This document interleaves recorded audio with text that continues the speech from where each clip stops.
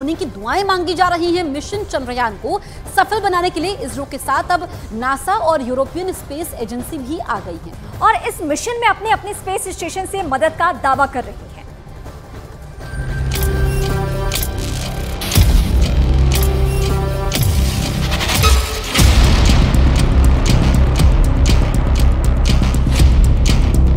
चंद्रयान 3 की soft landing पर दुनिया की नजर टिकी है। लूना 25 के क्रैश होने के बाद से रूस भी अब चंद्रयान 3 की लैंडिंग पर नजर बनाए हुए है। अमेरिका 2026 तक मिशन मून आर्टेमिस के जरिए चांद पर इंसान को भेजने की तैयारी में है, इसलिए फिलहाल उसकी नजर भी मिशन चंद्रयान पर है। तो उधर यूरोपियन स्पेस एजेंसी भी चंद्रयान 3 की सॉफ्ट लैंडिंग को लेकर लगातार जानकारी जुटा रही है। यानी इस मिशन को कामयाब बनाने के लिए कहीं न कहीं इसरो के साथ नासा और ईएसए भी आ चुके हैं, क्योंकि चंद्रयान 3 के कामयाब होने पर कई देशों को फायदा मिलेगा। कल इसरो की तरफ से जारी तस्वीरों को नासा ने वेरीफाई किया था कि जिस तरीके की इमेज हमारे चंद्रयान 3 ने भेजी है, उस इमेजेस की वेरिफिकेशन जो है वो नासा ने भी करी है। बिकॉज नासा स्पेस रेस में बहुत पुराने खिलाड़ी हैं और इंसान को चंद्रमा पर ले जाने वाले वो पहले देश हैं। तो उनके जो टेलीस्कोप और उनकी जो टेक्नोलॉजी है उसने इस बात की पुष्टि करी है कि जिस तरीके की इमेज और आंकड़े सामने आए हैं वो पूरी तरह से वेरीफाइड है। चंद्रयान 3 की सॉफ्ट लैंडिंग में अब कुछ ही घंटों का वक्त बचा है। 23 अगस्त को विक्रम लैंडर चांद की सतह पर उतरने के लिए पूरी तरह से तैयार है। मीडिया रिपोर्ट के मुताबिक मिशन चंद्रयान 3 में अमेरिका की नासा और यूरोपियन स्पेस एजेंसी ईएसए इस मिशन में भारत की मदद कर रहे हैं। मिशन चंद्रयान में सबसे बड़ी मदद नासा के कैलिफोर्निया से मिल रही है, क्योंकि ये पृथ्वी पर भारत के दूसरी ओर मौजूद है। ऐसे में जब भारत में स्पेस स्टेशन से चांद नहीं दिखेगा तो यहीं से जानकारी इकट्ठा कर इसरो को मुहैया की जाएगी। इतना ही नहीं, नासा डॉपलर इफेक्ट के लिए विक्रम के रेडियो सिग्नल को भी मॉनिटर कर रहे हैं, जो स्पेसक्राफ्ट को नेविगेट करने में मदद करता है। विक्रम की सॉफ्ट लैंडिंग के वक्त जानकारी जुटाने में नासा भारत की मदद ही नहीं करेगा, बल्कि सही लोकेशन की भी जानकारी देगा। तो वहीं नासा के साथ साथ यूरोपीय अंतरिक्ष एजेंसी भी भारत की मदद कर रही है। फ्रेंच गुयाना में ईएसए का 15 मीटर का एंटीना और यूके के गोनहिली अर्थ स्टेशन के 32 मीटर एंटीने को उनकी तकनीकी क्षमताओं के चलते सिलेक्ट किया गया है। ये बेंगलुरु में टीम और चंद्रयान 3 के बीच तालमेल बिठाने की कोशिश करेगा। इसरो के मुताबिक विक्रम की लैंडिंग में सबसे बड़ी चुनौती उसे मोड़ना होगा। उसे लैंडिंग से पहले 90 डिग्री सेल्सियस पर मोड़कर सीधा किया जाएगा, जिससे लैंडिंग के सटीक होने की उम्मीद ज्यादा बढ़ जाती है। और वहीं इसरो के पूर्व साइंटिस्ट मनीष पुरोहित ने लैंडिंग से पहले की प्रक्रिया को समझाया। न्यूज 18 की संवाददाता प्रियंका कांडपाल से बातचीत के दौरान उन्होंने बताया कि 4 फेज में ये लैंडिंग होती है। हमारे साथ एक्स इसरो साइंटिस्ट मनीष पुरोहित है। मनीष जी, सबसे पहले तो जानना चाहूंगी, लैंडिंग तो अब होने वाली है, पर ये 17 मिनट्स ऑफ टेरर क्या है? देखिए, एक्चुअली जब हम ये डिसाइड कर लेंगे कि अब वो समय आ गया है जब हमें वो 25 किलोमीटर की जो हाइट है लूनर सरफेस से उसको डिक्रीज करते हुए हमें हमारे लैंडिंग स्पॉट पे उतर जाना है। वो जो पूरा प्रोसेस है वो 17-18 मिनट का प्रोसेस रहता है, जिसमें सबसे पहले होता है रफ ब्रेकिंग फेज, जो कि तकरीबन 11.5 मिनट का होता है।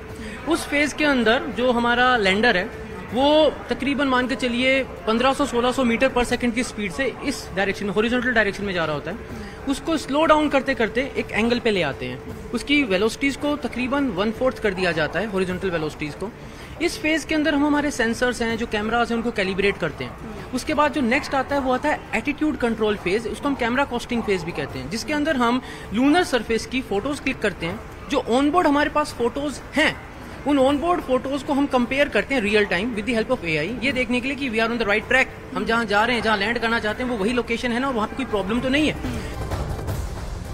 विक्रम लैंडर और प्रज्ञान रोवर को चंद्रमा काफी करीब पहुंचाने में सबसे बड़ी भूमिका चंद्रयान 3 के प्रोपल्शन मॉड्यूल की है। वो प्रोपल्शन मॉड्यूल ही है जो लैंडर और रोवर को चंद्रमा की कक्षा तक लेकर जाने वाला है। लेकिन कमाल की बात देखिए, ये खुद चंद्रमा की सतह पर उतरने के बजाय दूर से ही चंद्रमा पर हो रही हर हलचल पर नजर बनाए रखेगा।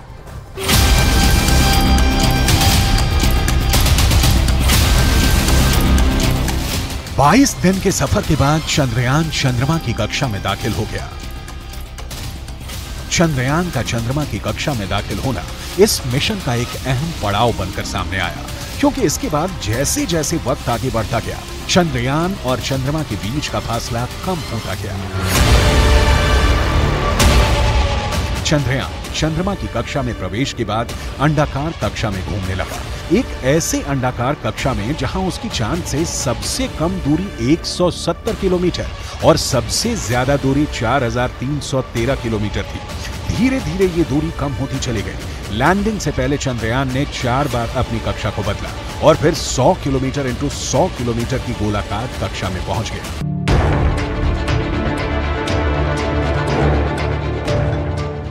यात्रा के इस पड़ाव पर विक्रम लैंडर प्रोपल्शन मॉड्यूल से अलग हो गया। चांद तक के सफर में ये एक ऐसा पड़ाव था जिसे पूरी दुनिया ने देखा। इस अलगाव के वक्त की तस्वीरें भी धरती पर पहुंची, लेकिन इसी बीच विक्रम लैंडर लगातार अपनी कक्षा को बदलता रहा।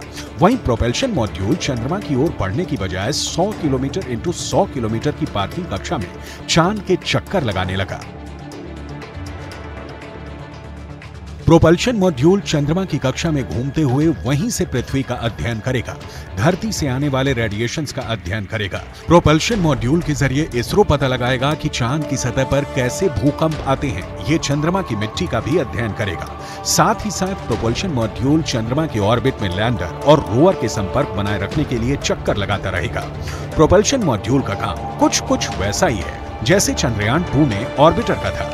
इस बार इसरो ने ऑर्बिटर को नहीं भेजने का फैसला लिया और उसकी जगह स्वदेशी प्रोपल्शन मॉड्यूल को चांद के पास भेजा।